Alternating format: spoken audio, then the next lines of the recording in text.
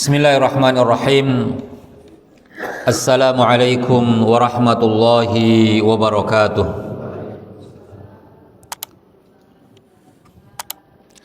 Alhamdulillahi rabbil alamin. Hamdan syakirin, hamdan yuwafi ni'amahu wa yukafi'u mazidah. Ashhadu an la ilaha illallah wahdahu la syarika lah.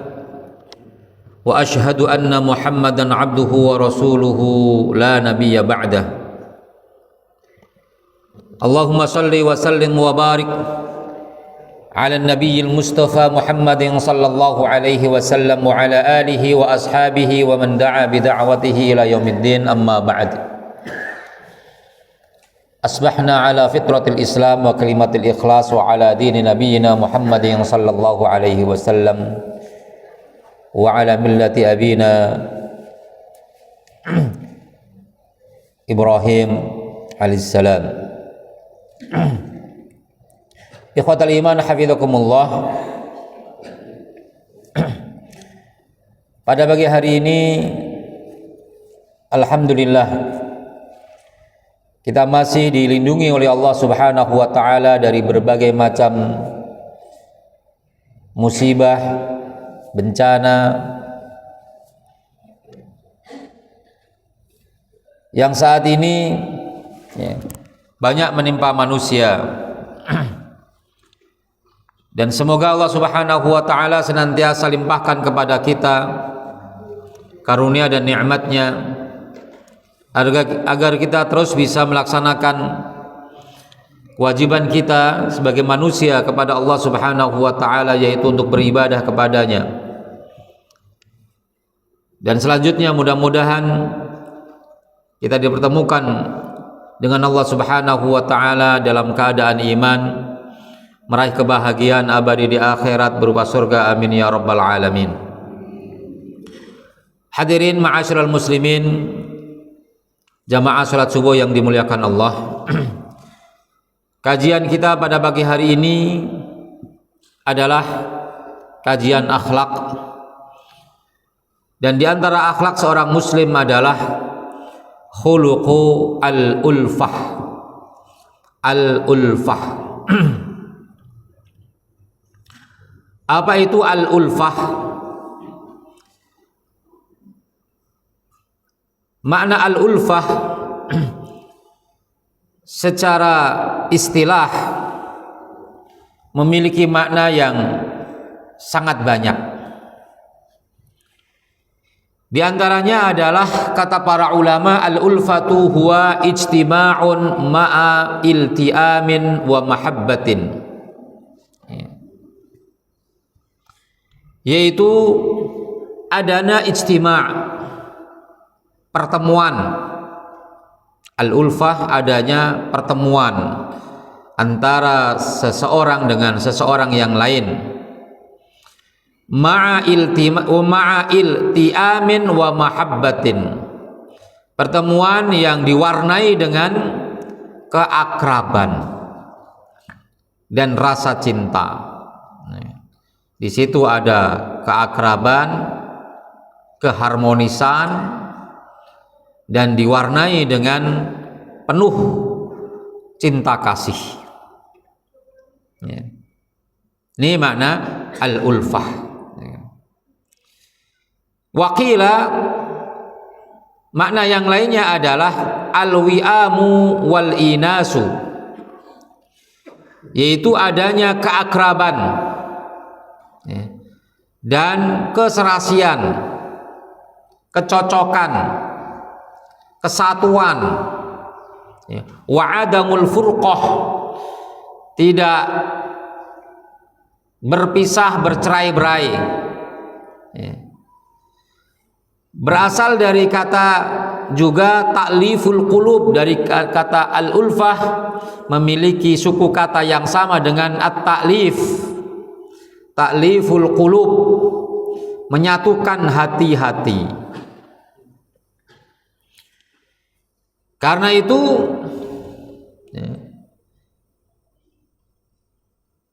kita diperintahkan oleh Allah Subhanahu wa taala untuk senantiasa menyatukan hati-hati kita. Dan menyatukan hati adalah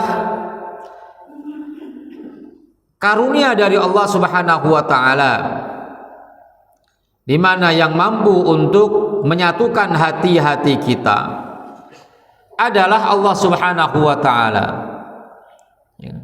Fa'allafa baina qulubikum.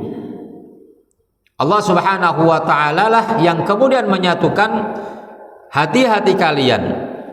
Idh kuntum a'daan, yang dulunya kalian saling bermusuhan satu dengan yang lainnya, maka Allah yang kemudian menyatukan hati kalian, melembutkan hati kalian, sehingga kalian menjadi akrab satu dengan yang lain, serasi satu dengan yang lain, ya kan? Bersahabat satu dengan yang lain, harmonis hubungan antara satu dengan yang lain. Ini adalah makna al-ulfah. Kemudian ajaran Islam sebagai ajaran yang cinta kasih, ajaran yang mempersatukan, ajaran yang selalu mengajak kita agar berdamai satu dengan yang lainnya. Maka sumber Quran dan Sunnah mengajarkan kepada kita agar kita berusaha untuk bisa melembutkan hati kita, bisa melakukan keakraban dengan berbagai macam media, upaya-upaya agar memperbaiki keharmonisan hubungan di antara kita sebagai sesama, termasuk di dalamnya adalah harmonis antara suami istri, keluarga, kerabat, antara mantu dengan mertua, antara orang tua tiri dengan anak-anak tiri, dan lain-lain sebagainya. Ya. Maka dalam Al-Quran Allah Subhanahu wa ta'ala mengingatkan kepada para sahabat, termasuk kita sebagai pengikut Nabi kita Muhammad sallallahu alaihi wasallam, agar mengingat satu nikmat yang Allah berikan kepada kita berupa nikmat ta'liful qulub, ya kan? Nikmat persatuan dan kesatuan hati. Allah berfirman, wadhkuru ni'matallahi alaikum. Ingatlah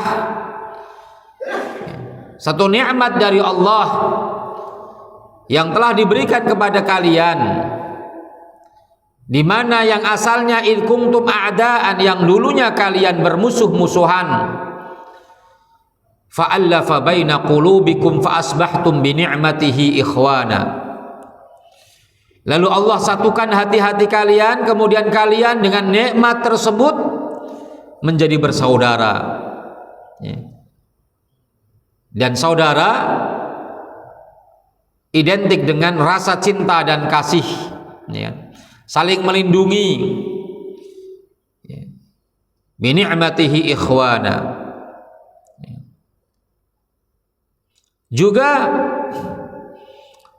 orang-orang Islam diingatkan oleh Allah Subhanahu wa ta'ala, di mana mereka dulunya sebelum beragama Islam mereka bercerai-berai antara satu suku dengan suku-suku yang lainnya, antara satu kabilah dengan kabilah yang lainnya, antara satu keluarga dengan keluarga yang lainnya. Suku Aus, suku Khazraj adalah dua suku terbesar yang ada di Madinah. Mereka dulu asalnya adalah satu keluarga, tapi kemudian menjadi dua kabilah besar, Aus dan Khazraj, dan mereka melakukan peperangan bertahun-tahun, namanya perang Bu'ath, selama kurang lebih 100 tahun, ya kan? Lalu mereka disatukan oleh Allah Subhanahu wa ta'ala melalui kehadiran Nabi Muhammad di Madinah. Innal ladzina farraqu dinahum wa kanu syi'a lasta minhum fi syai'. Sesungguhnya orang-orang yang bercerai-berai, ya kan, jauh dari nilai-nilai agama. Mereka berpencar-pencar satu dengan yang lainnya, ya kan? Terpisah-pisah satu dengan yang lainnya. Maka lasta minhum fi syai'. Kamu, hai Muhammad, bukanlah bagian dari mereka sedikit pun. Tidak ada, ya, tidak masuk dalam kelompok mereka yang bercerai-berai satu dengan yang lainnya. Maka ini menggambarkan kehidupan kita di hari-hari ini, di mana kita, ya, tercerai-berai karena sekat-sekat, ya, madhab, sekat-sekat kelompok, ya, sekat-sekat golongan. Maka jika kita terlibat dalam faksi-faksi tersebut, kelompok-kelompok yang saling bertengkar tersebut, ya kan, maka kita tidak mengikuti Rasulullah Sallallahu Alaihi Wasallam, ya kan? Maka tentu kelompok-kelompok itu tidak bisa dihindarkan. Suku Aus, suku Khazraj, ya kan, yang berperang nggak mungkin dibubarkan. Biarkan mereka tetap menjadi kabilah Aus, biarkan mereka tetap berada dalam kabilah Khazraj, tapi yang penting mereka bersatu, tidak bertengkar satu dengan yang lainnya.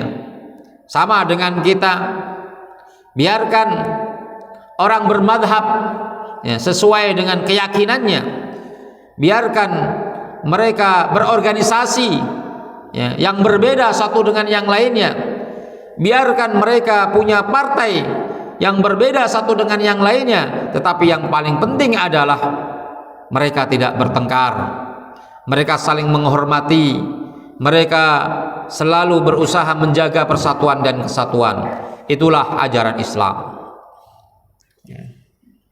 Dalam hadis Rasulullah sallallahu alaihi wasallam bersabda, "Innallaha yardha lakum thalathan wa yakrahu lakum thalathan." Allah ridha kepada tiga hal di antara kalian dan tidak menyukai tiga hal di antara kalian. Yang Allah ridhai adalah tiga hal: an ta'buduhu wa la tusyriku bihi syai'a. An ta'buduhu, kau sembah Allah satu. Yang kedua, wala tusyriku bihi syai'a, jangan kau menyekutukan Allah dengan segala yang lainnya, ya, atau dengan yang lainnya. Yang ketiga adalah wa an ta'tasimu bihablillahi jami'a wa la tafarraqu. Hendaknya kalian berpegang teguh kepada tali Allah dan tidak bercerai-berai, ya, wa la tatafarraqu. Dan Allah tidak suka tiga hal yang lain yang ada pada diri kalian. Satu, qila wa qala, menceritakan sesuatu yang tidak jelas sumbernya, konon katanya, kabar burung, segala sesuatu yang didengar langsung diberitakan, disebarluaskan, itu nggak disukai oleh Allah Subhanahu wa taala. Kata Nabi, cukuplah seseorang itu dianggap dusta. Kafa bil mar'i kadziban, cukup seseorang dianggap dusta kalau dia bercerita segala sesuatu yang dia dengar. Apa yang dia dengar langsung diceritakan kepada orang lain, walaupun mungkin ceritanya itu benar, tapi kata Nabi, kafa bil mar'i kadziban, cukup dia menjadi orang yang berdusta kalau dia menceritakan segala apapun yang dia dengar. Yang kedua, yang tidak disukai oleh Allah, wa kathratas su'al, terlalu banyak bertanya. Bertanya yang bermanfaat tidak apa-apa, bertanya untuk mendapatkan pengetahuan tidak apa-apa, tapi bertanya tanpa ada manfaat, tanpa untuk mendapatkan pengetahuan, maka itu tidak disukai oleh Allah Subhanahu wa taala. Dan yang ketiga, wa idha'atal mal, Allah tidak suka menyia-nyiakan harta.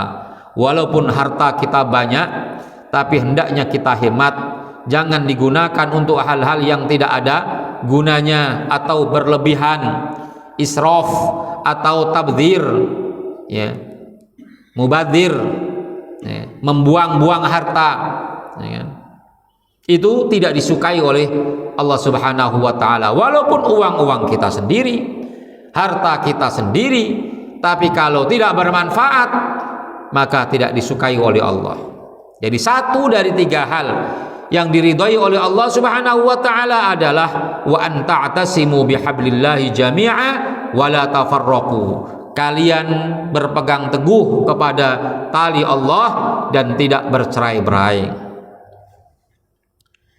Di antara perkataan para ulama yang bisa kita ambil hikmahnya berkaitan dengan hal ini adalah salah satunya sebagaimana dikatakan oleh Al-Imam Qatadah, di mana beliau berkata, ama wallahi alladzi la ilaha illahu, demi Allah yang tidak ada Tuhan selain Dia, innal ulfata la rahmatun, sesungguhnya keakraban, keharmonisan itu adalah rahmat, rahmat kasih sayang dari Allah Subhanahu wa taala. Wa innal furqata la adzabun, sesungguhnya perceraian, perpisahan, bercerai-berai itu adalah azab, adalah siksa, ya kan? Maka orang yang bertengkar dengan saudaranya hidupnya tidak tenang, hatinya gundah, ya kan?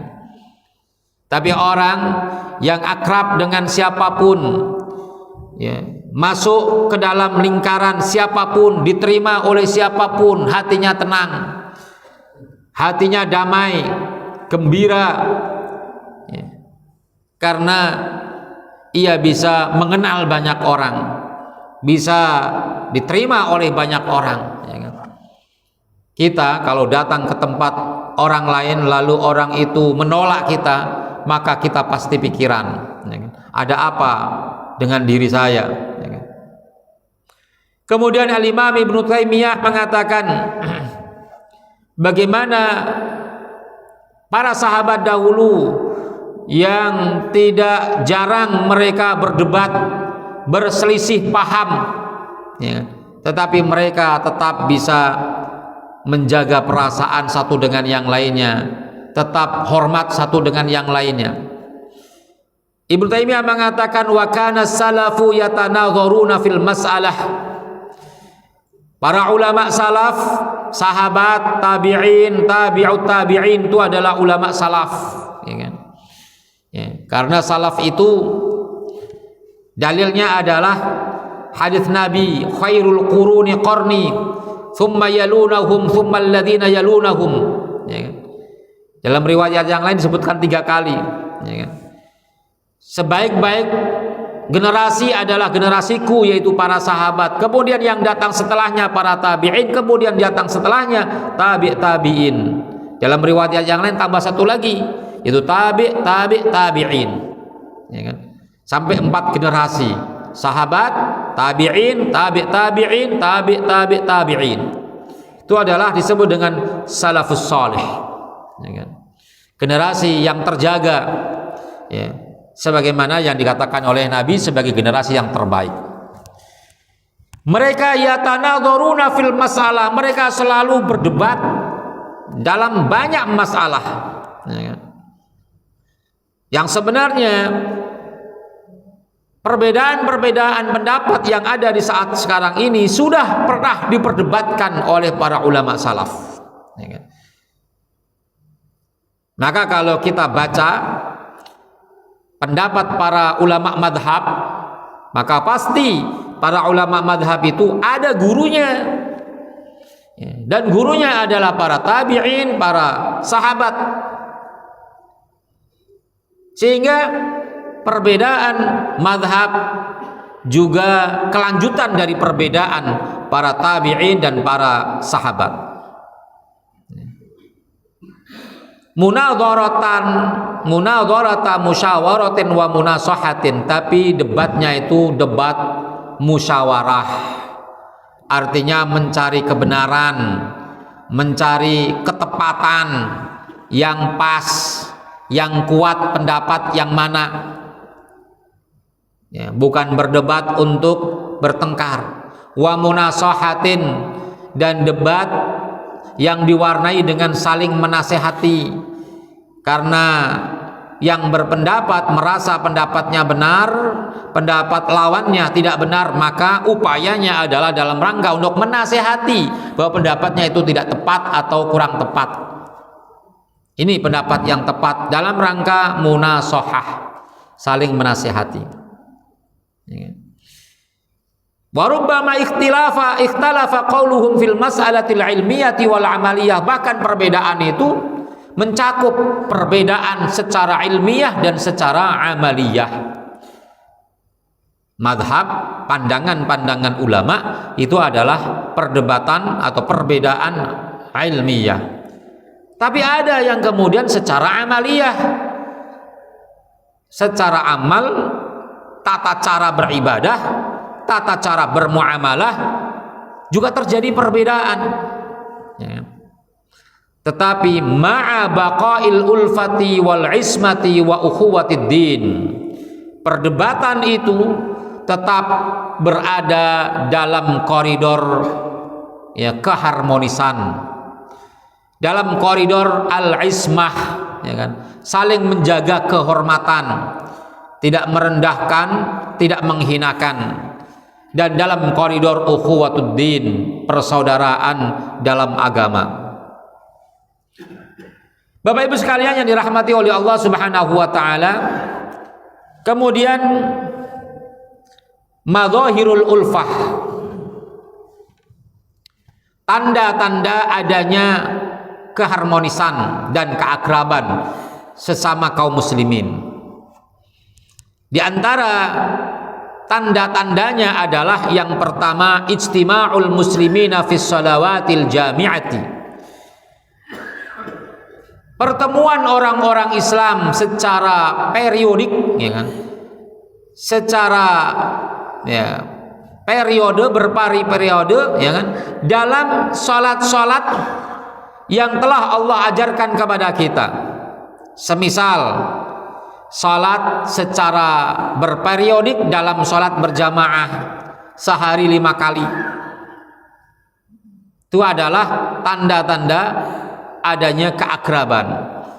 Orang datang ke masjid untuk mengerjakan salat berjamaah, maka dia adalah orang yang memiliki sifat keharmonisan dengan saudaranya yang lainnya, memiliki keinginan untuk akrab dengan saudara yang lainnya. Maka kalau ada orang yang sudah mulai jauh dari masjid, maka bisa jadi ada masalah dengan saudara yang lainnya, ya kan? Gak ingin ketemu dengan saudara yang lainnya. Salat jamaah, salat Jumat, salat Id adalah salat-salat di mana kita memiliki momentum untuk berjumpa dengan saudara-saudara kita sesama muslim. Apalagi dalam salat berjamaah tadi, wastiwa'u sufufihim fis salati, mereka dirapatkan barisannya dalam salat, ya kan? Perintahnya rapat, jangan berenggang, ya. Yang kedua adalah al-iqbal wa adamu at-tadabur. Tanda-tanda ada keakraban dan keharmonisan adalah ya tidak saling melengos satu dengan yang lainnya kalau bertemu, ya, memalingkan muka tuh melengos, ya. Ketemu ya memalingkan muka. Maka tanda-tanda ulfah adalah bertegur sapa, dan Islam telah mengajarkan bagaimana tegur sapa secara islami, ya, dengan mengucapkan salam,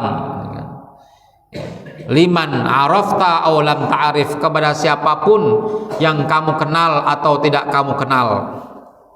Yang ketiga adalah tahammulu al-adha wa taghafulu 'aniz zallat. Tahammulu al-adha, bersabar terhadap perlakuan orang lain kepada kita, baik secara perkataan maupun perbuatan, ya. Tabah sabar ketika ada orang menyakiti kita, menyinggung kita, dan berusaha taghaful 'aniz zallat, melupakan kekurangan-kekurangan orang lain, ya. tidak membesar-besarkannya, tidak menyebar-nyebarkannya, tidak kita tanamkan dalam benak kita. Yang kita tanamkan di otak kita adalah kebaikan-kebaikan orang lain, bukan keburukan-keburukan yang lainnya. Termasuk kepada keluarga kita. Kadangkala kita terlalu over. Kebaikan pasangan kita yang jauh lebih banyak hilang semuanya dengan satu keburukan yang dilakukan oleh pasangan kita. Ya. Ratusan bulan kita berikan gaji, uang kepada istri dan anak-anak kita, tapi 1 bulan kita tidak berikan uang, maka ya istri kita, keluarga kita lupa kepada semua kebaikan yang sudah kita lakukan. Demikian pula sebaliknya, istri kita ya membantu kita memasak, menyiapkan makanan, mencuci, menyapu dan lain sebagainya. Bertahun-tahun, berbulan-bulan, 1 hari istri kita nggak nyapu, kemudian kita lupa semua yang sudah dilakukan. Maka taghaful aniz zallat, ya kan? Lupakan kekurangan-kekurangan orang lain, keburukan-keburukan orang lain. Ya. Jadi, ingatlah jasa orang kepada kita, ya, dan lupakanlah jasa kita kepada orang lain. Ya. Kalau ada orang berjasa kepada kita, maka ingat terus, jangan dilupakan. Tapi kalau kita punya jasa kepada orang lain, upayakanlah kita melupakan jasa-jasa yang sudah kita berikan kepada orang lain. Demikian pula sebaliknya, lupakanlah keburukan orang lain kepada kita dan ingatlah keburukan kita kepada orang lain. Sehingga kita berusaha untuk meningkatkan keharmonisan kita. Yang keempat adalah at-talattufu warifqu walinu aljanib, bersikap lemah lembut, tidak kasar, baik perkataan maupun perbuatan. Yang kelima adalah as-silatu, menjaga hubungan, wa adamul qati'ati, dan tidak memutus hubungan. Yang sudah terbiasa silaturahim, datang berkunjung ke rumah saudara kita, jangan ditinggalkan. Segala sesuatu kebaikan yang sudah kita mulai, maka jangan kita hentikan, hendaknya kita lanjutkan. Dulu Abu Bakar As-Siddiq radhiyallahu anhu pernah sering datang ke satu kampung untuk membantu warga kampung tersebut untuk memerahkan susu. Khususnya adalah seorang janda yang tidak memiliki keluarga, yang hidup sendirian, tidak ada yang membantu. Maka Abu Bakar bantu dia memerahkan susu, bahkan diaduk lalu diminumkan, disuguhkan kepada wanita tersebut.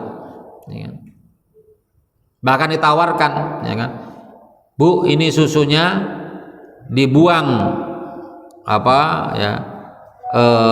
buihnya, atau tetap biarkan saja buihnya sampai sedetil itu, enggak cuma diperah langsung diberikan, enggak, sampai diverifikasi, ibu suka yang ada buihnya atau enggak. Kalau ada yang suka ada buihnya, ya dibiarin buihnya. Kalau enggak suka, buihnya dibuang sama Abu Bakar.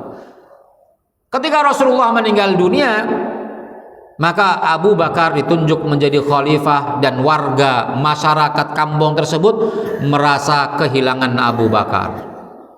Mereka datang, wahai Abu Bakar, apakah setelah engkau menjadi khalifah, kau tak datang lagi ke kampung kami untuk memerahkan susu kepada kami? Maka Abu Bakar, saya tidak akan merubah kebiasaan saya. Saya akan tetap datang ke kampung kalian, melakukan apa yang sudah aku mulai. Ini adalah pelajaran bagi kita, bahwa kebaikan yang sudah kita lakukan jangan diputus, jangan dihentikan, hatta walaupun orang yang kita perlakukan dengan baik itu mungkin balasannya tidak baik. Ini bisa kita ambil pelajaran dari Abu Bakar As-Siddiq juga, ketika beliau sering tiap hari memberikan makan kepada saudaranya yang bernama Mistah bin Utsatsah, kasih makan. Tetapi Mistah ini melakukan sesuatu yang mengecewakan Abu Bakar, tidak dibalas dengan baik kebaikan yang telah dilakukan oleh Abu Bakar. Dia ikut bersama dengan orang-orang lain, ya, dalam kasus hadithul ifki, kasus fitnah yang menimpa Aisyah ummul mukminin radhiyallahu anha, ya, fitnah terkait dengan tuduhan palsu kepada Sayyidatuna Aisyah radhiyallahu anha, ya, yang pulang ke Madinah bersama dengan seorang sahabat karena ketinggalan rombongan dalam satu peperangan. Nah, Mistah itu keluarga, salah seorang keluarga kerabat daripada Abu Bakar.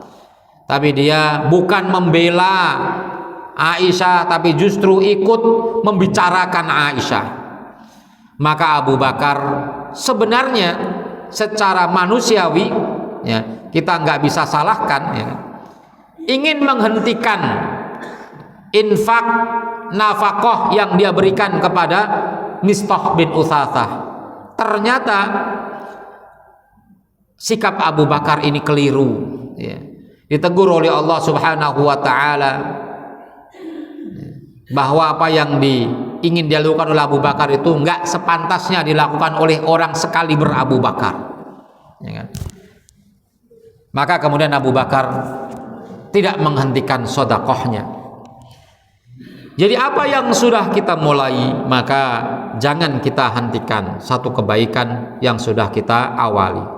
Al-liqa'u biwajhin talqin, tanda keakraban, ya, keharmonisan adalah al-liqa', kalau bertemu maka wajah yang ditampakkan adalah wajah yang ceria, wajah penuh senyum, wajah yang berseri-seri, bukan wajah penuh dengan kebencian. Berikutnya adalah ikramud duyuf, memuliakan tamu. Kalau ada tamu datang ke rumah kita, maka harus dimuliakan, ya kan? Jangan dianggap mengganggu, ya kan? Karena kadangkala kita merasa terganggu dengan tamu. Oleh tamu mestinya berusaha untuk tidak mengganggu, tapi bagi kita sebagai tuan rumah, maka jangan merasa terganggu kalau ada tamu, ya kan? Justru kita harus berterima kasih karena saat itu kita bisa menambah keimanan kita, karena tanda iman kita adalah memuliakan tamu. Kalau tamu nggak ada, kita nggak punya momentum untuk meningkatkan keimanan. Nah, ini beberapa madzahir, ya, tanda-tanda keharmonisan yang bisa kita wujudkan dalam kehidupan kita. Kemudian al-musafahatu wal mu'anaqah, bersalaman kalau bertemu, dan mu'anaqah, berpelukan satu dengan yang lainnya.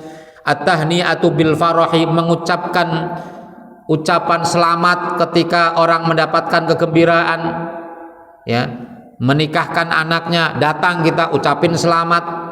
Lahiran anak dari tetangga kita, datang kita mengucapkan selamat. Wal muwasatu fil huzni, dan menghibur kalau sedih, ya kan? Yang terakhir adalah ri'ayatu al-khatiri wal hirsu ala idkhalu as-surur, menjaga perasaan, jaga perasaan orang lain, jangan disinggung perasaannya, dan berusaha untuk memberikan kebahagiaan, ya kan? Memberikan hadiah itu bahagia orang, ya kan? Walau farsyata lahmin, walaupun hanya satu potong daging rendang, ya kan, kita berikan kepada tetangga kita, itu masuk dalam kategori idkhalu as-surur, ya kan? Memberikan kebahagiaan dan kegembiraan. Nah, kemudian ada penghalang-penghalang yang membuat kita tidak harmonis. Ada hal-hal yang menghalangi kita sehingga kita tidak akrab satu dengan yang lainnya. Pertama adalah al-jahlu, ketidakfahaman, ketiadaan pengetahuan, tidak memahami bagaimana ajaran Islam yang sebenarnya. Al-Imam Malik mengatakan, idza qallal ilmu dhaharal jafa'u. Kalau ilmu itu sedikit, maka yang muncul adalah al-jafa, kekakuan, ya kan? Kaku, ya kan? Dengan yang lainnya, enggak fleksibel, ya kan? Tidak romantis dengan yang lainnya, kaku, ya kan? Atau kering. Ya, jafa itu bisa diartikan hubungan yang kering, hanya basa-basi saja. Kalau bertemu tuh cuma basa-basi saja, hanya di lisan saja, hanya supaya nampak kelihatannya saja, tapi dalam hatinya memendam ketidaksukaan. Itu al-jafa, didasari oleh qalla al-ilmu, kalau ilmunya sedikit, ya kan? Penyebab yang pertama yang menghalangi kita dari al-ulfah tadi. Yang kedua adalah adanya al-ikhtilafu, adanya pertentangan dan perbedaan, ya kan? Maka usahakanlah cari hal-hal yang disepakati, jangan mencari hal-hal yang diperselisihkan. Hilangkan dan jauhkan hal-hal yang bersifat ya perselisihan, dan upayakan hal-hal yang menyatukan, ya. Maka dalam fikih ikhtilaf, ya, dalam fikih perbedaan pendapat itu ada namanya, ya kan, pendapat yang disepakati dan ada pendapat yang diperselisihkan, ya kan? Ada hal-hal yang disepakati, ada hal-hal yang diperselisihkan. Jika bisa yang disepakati, ambil yang disepakati, ya kan? Tinggalkan yang diperselisihkan.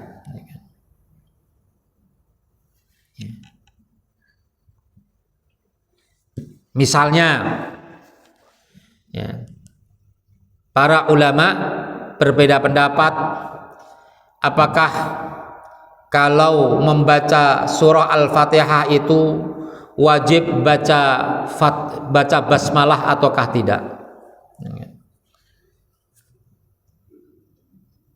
Sepakatnya adalah bahwa basmalah dalam Fatihah itu disyariatkan, ya. Perbedaannya adalah hanya pada apakah baca basmalah itu wajib atau sunnah, ya kan? Tidak ada yang mengatakan hukumnya haram dengan baca basmalah setelah atau sebelum Fatihah. Hatta yang mengatakan, pendapat yang mengatakan bahwa basmalah bukan termasuk Fatihah. Jadi Fatihah itu dimulai dari alhamdulillah, nggak ada basmalahnya. Mereka tetap membolehkan, bahkan ada yang mensunnahkan untuk membaca basmalah. Jadi naam bukan termasuk Fatihah, tapi jika membaca Fatihah boleh atau disunnahkan. Berarti membaca basmalah disepakati.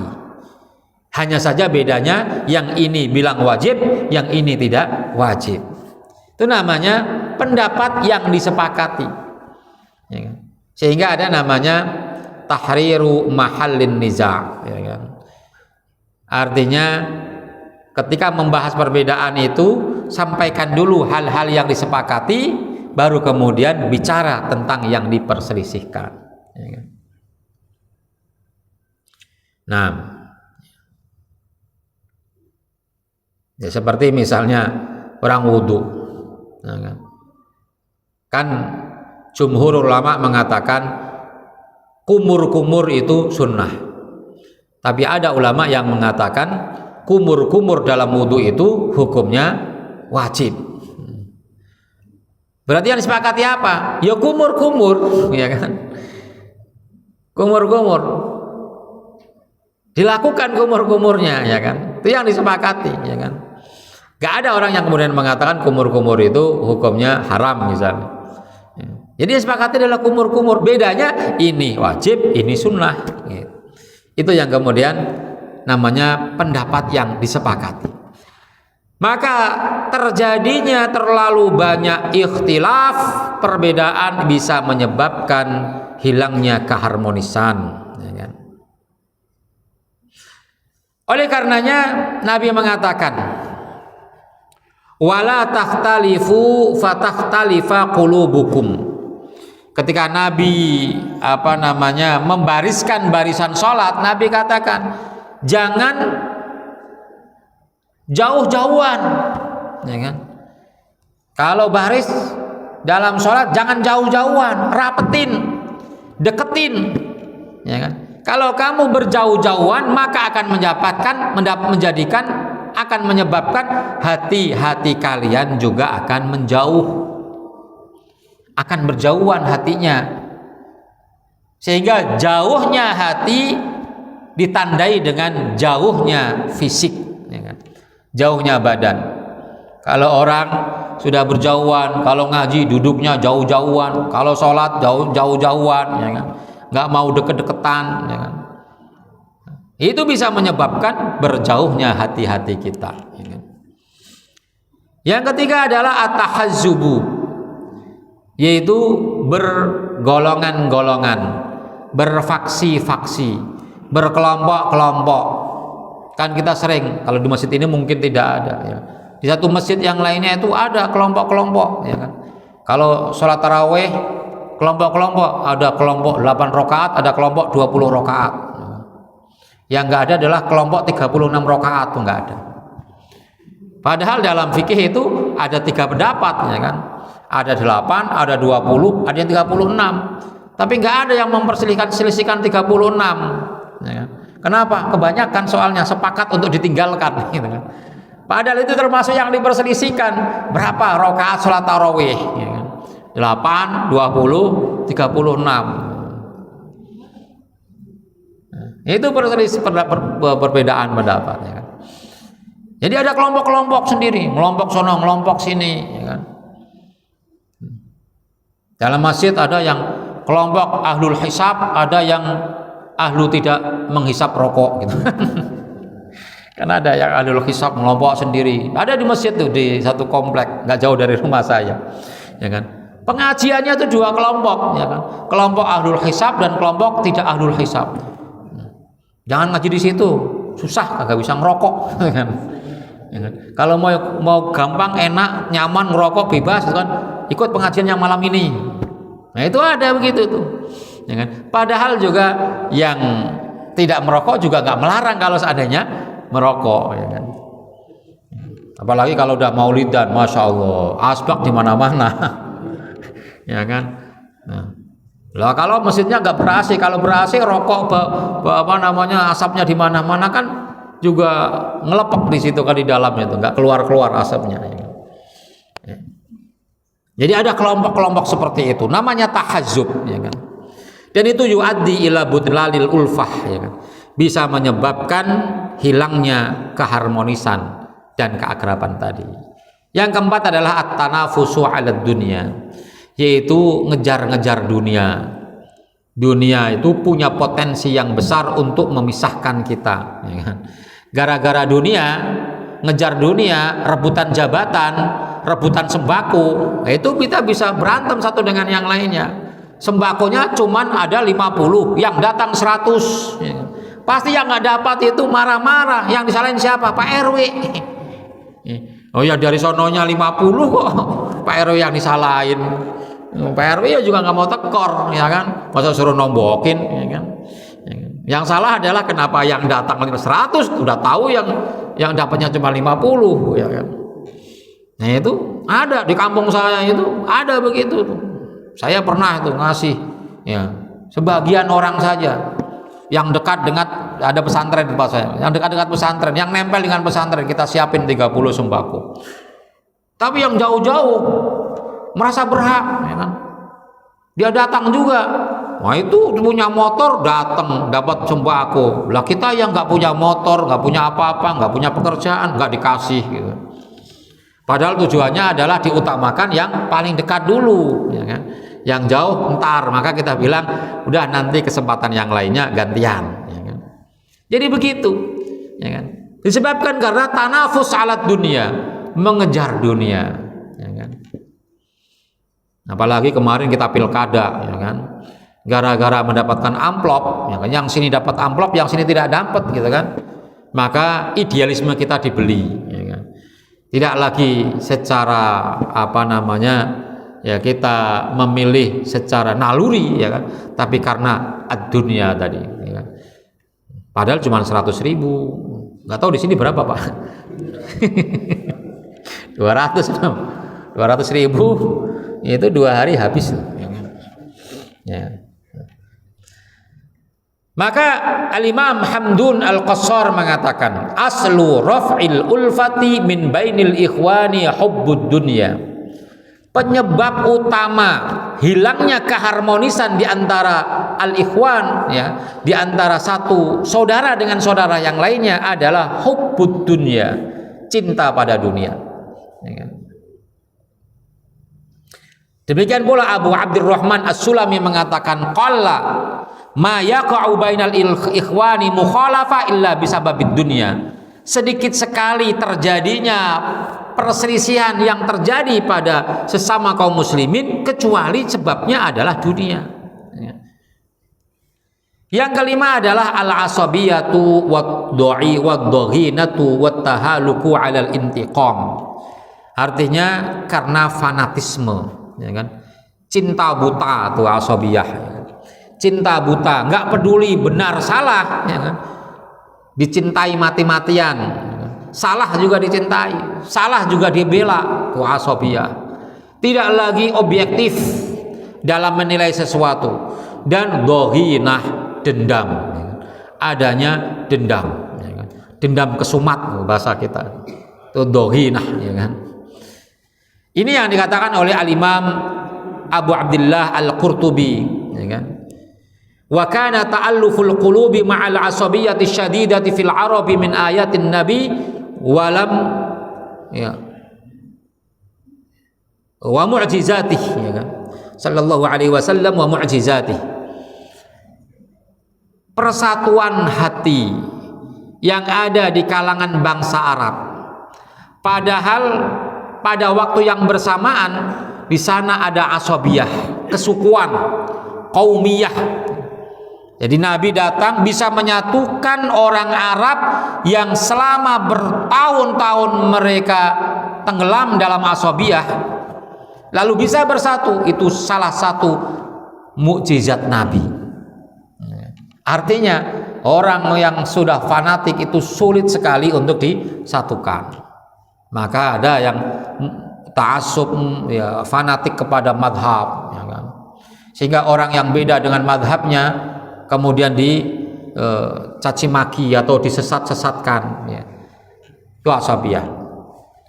Yang terakhir dan masih banyak sebenarnya, ya, adalah at-taqatu'u wat-tadaburu wat-tajassusu, ya kan, wal ghibatu wan namimatu, dan akhlak-akhlak burung yang lainnya yang bisa mengganggu keharmonisan. Saling tadi, ya, saling taqatu, saling memisahkan diri, saling membuang muka ketika bertemu, memata-matai orang, menggunjing orang, mengadu domba, menghina, memicingkan mata kalau ketemu, ya kan? Dan al-ikhtilafu fid din, perbedaan dalam agama, min aqwa asbabil furqati, menjadi sebab yang paling kuat terjadinya perceraian atau pertengkaran. Wallahu a'lam bishawab. Ini yang saya sampaikan, mudah-mudahan bermanfaat. Saya cukupkan sekian, kami berikan waktu, barangkali ada yang bertanyakan, dipersilahkan. Waalaikumsalam warahmatullahi wabarakatuh. Monggo Pak. Ada satu hal yang perlu kami mendapatkan penjelasan dari Pak Ustaz. Pertama, kemudian surat An-Nisa 59 yang menunjukkan jika kalian berbeda pendapat, kembalikan kepada Allah dan Rasul, artinya kepada Al-Quran dan Hadis.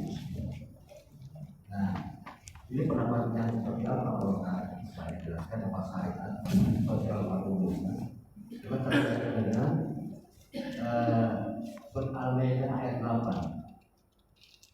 yaitu tentang penegakan keadilan. Jadi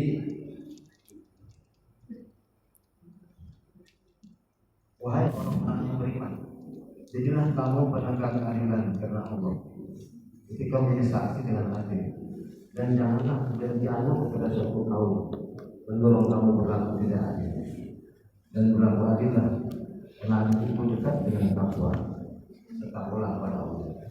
Nah, ini mohon penjelasan antara pendapatan tadi dengan sikap bagaimana berlaku adil, walaupun itu bukan kaum kamu. Mohon penjelasan. Baik, terima kasih. Jadi fa in tanaza'tum fi syai'in farudduhu ila Allahi wa rasulih. Jika kalian tanazu itu tidak sekedar berselisih. Tanazu itu saling rebutan, berebut. Jadi gontok-gontokan itu tanazu. Maka kembalikanlah ya, pertengkaran dan perselisihan itu kepada dalil-dalil yang ada dalam Quran dan Sunnah. Jika di dalam Quran dan Sunnah itu ada dalilnya, tinggalkan yang tidak ada dalilnya. Tapi jika perselisihan itu, perbedaan itu sudah sama-sama kembali kepada Quran dan Sunnah, sama-sama ada dalilnya, hanya sudut pandang yang berbeda, maka itu sudah benar, sama-sama sudah kembali kepada jalan yang benar.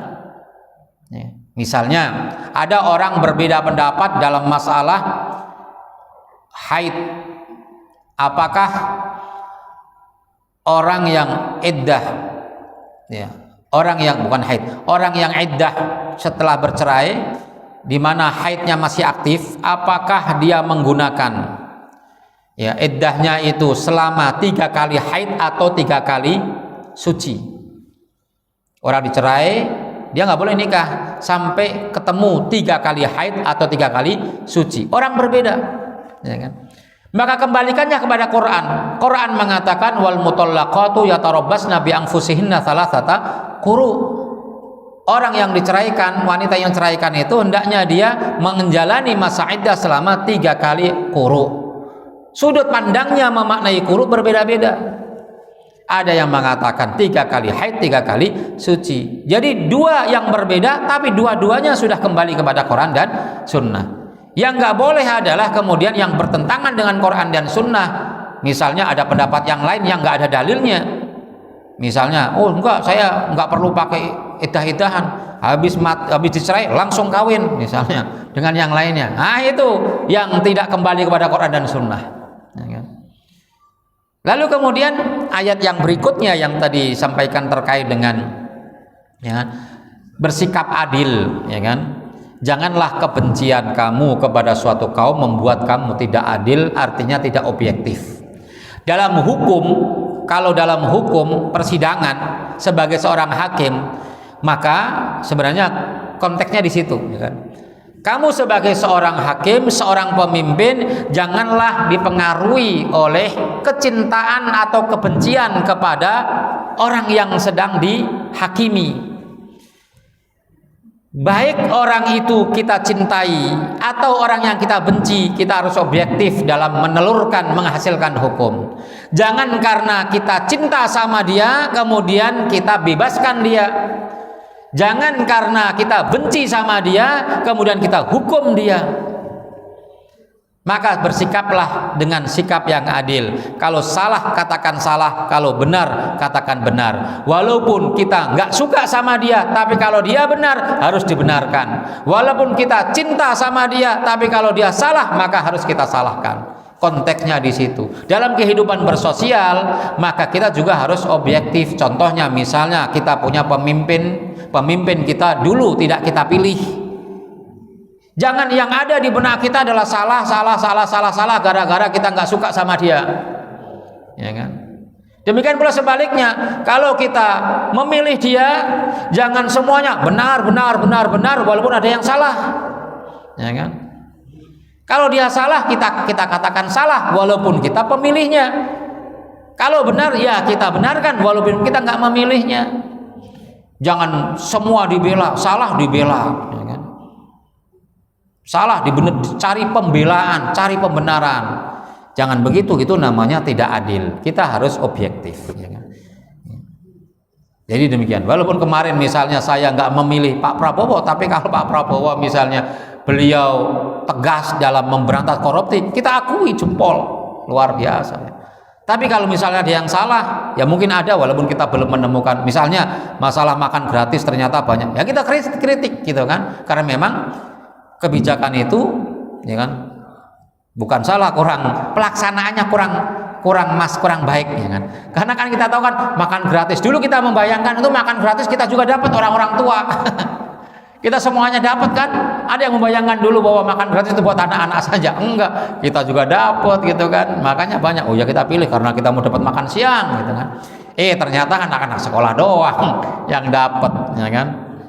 Nah, dulu harganya katanya 15.000, sekarang 10.000. Nah, dikurangi lagi gitu kan. Ya kalau misalnya keliru nggak tepat, ya harus kita kritisi. Nah, apalagi ada kemudian ada usulan uangnya diambilkan dari uang zakat Basnas misalnya, kan kita kritisin karena yang makan itu ada yang di sekolah-sekolah mahal, ya kan, sekolah yang bayarnya jutaan setiap bulan, masa tidak diambilkan dari uang zakat, ya kan nggak tepat, ya kan, harus kita kritisin. Jangan semua dibenarkan ketika salah, jangan semua disalahkan kalau memang benar. Itu objektif, namanya adil dalam mengambil sikap. Wallahu a'lam bishawab.